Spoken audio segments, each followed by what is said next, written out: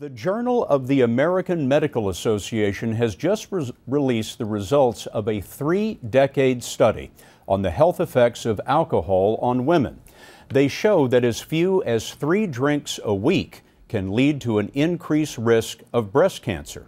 But earlier studies found that moderate alcohol consumption may help prevent heart disease.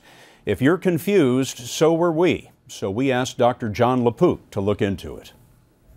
Today's study added confusion about the role of alcohol in women's health.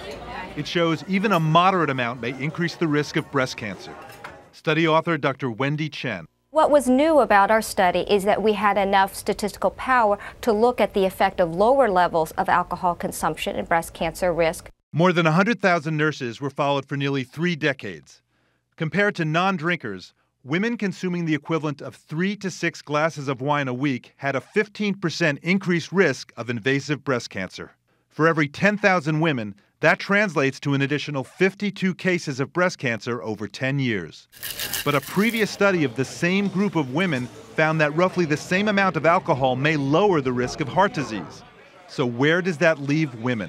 They don't need to stop drinking altogether. And in terms of breast cancer risk, to minimize her drinking, we would recommend that she consume alcohol of several glasses, several drinks per week or less.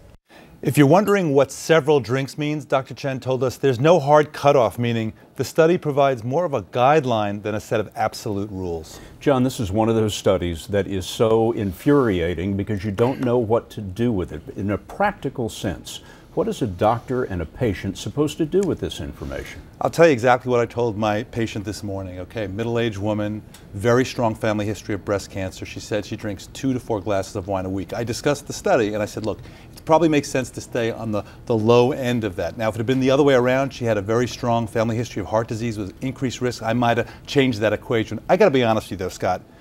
No doctor knows exactly what to recommend. It's as confusing for us as it is for everybody else. John, thank you very much.